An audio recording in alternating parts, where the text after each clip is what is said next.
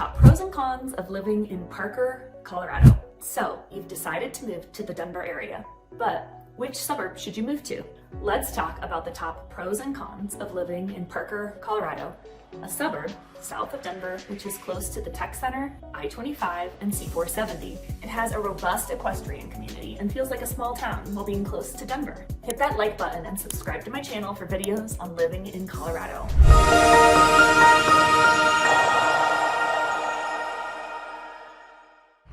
I'm Beth Davis, a real estate agent at gocolorado.org. Today, I'll be talking about the pros and cons of living in Parker, Colorado to help you decide if you want to relocate. Parker has a small town feel that's complete with all the luxuries of living in a big city. It has a unique Western Victorian downtown area that's filled with small, locally owned shops and restaurants. Outside of downtown Parker, you have great suburban neighborhoods surrounded by acreage properties, as well as larger ranches and farms. What is Parker known for? It's known for its beautiful homes and hometown feel that attracts tons of new people each year. With a population of around 62,000 residents, it's thriving. Like much of Colorado, housing is on the pricier side. So here's my list of pros and cons of living in Parker, Colorado. Okay, so this is a pro. Number 7, a wide range of amenities. The downtown area has an old town vibe with vibrant shops and restaurants. In addition to the local shops and restaurants, there are bigger name brands too. Seasonally, throughout the summer and early fall, there's an amazing farmers market each weekend, which has tons of fresh produce and local businesses showcasing their products. It sort of like brings the town together in this amazing small town vibe. It's a great weekend activity with your friends and family, and kids love it. There are tastings, games, and tons of activities. The Fika Coffee House is a crowd favorite for coffee stops. If you love a good park, O'Brien Park is located right downtown. It has a playground, tons of space for play, and an amazing summer pool facility. Since it's located right downtown, it's also surrounded by ice cream shops, restaurants, bars, and shopping. So you can complete your pool day and top it off with a perfect ice cream treat and some shopping. The downtown library also has a splash pad and an ice skating path in the winter, which is a local favorite. This ice path is one of my family's favorite activities. Thinking of something year-round that might be indoors that you want to do?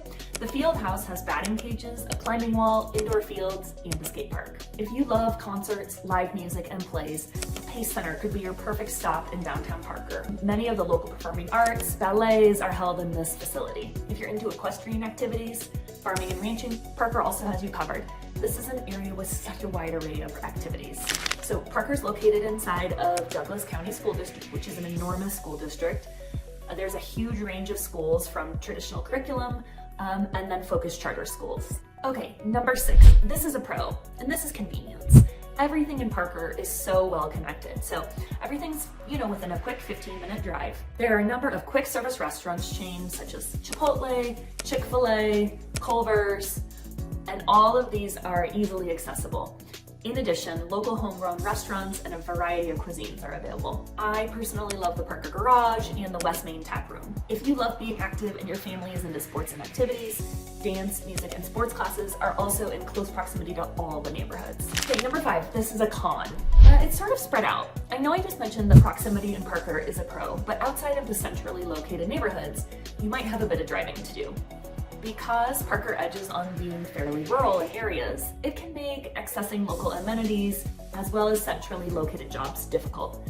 Many people commute to the Tech Center or downtown Denver, which can be a difficult drive when there's snow or traffic. Parker itself is a pretty large town and can be spread out.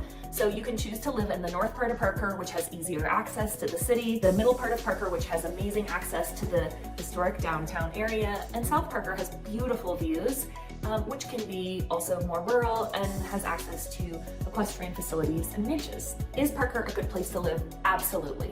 The main road through Parker is called Parker Road, and it can be filled with heavy traffic most of the day. Is it a con? It can be, but it's a direct connection for many people to connect to work, school, and activities. Okay, commercial growth, and this is a pro.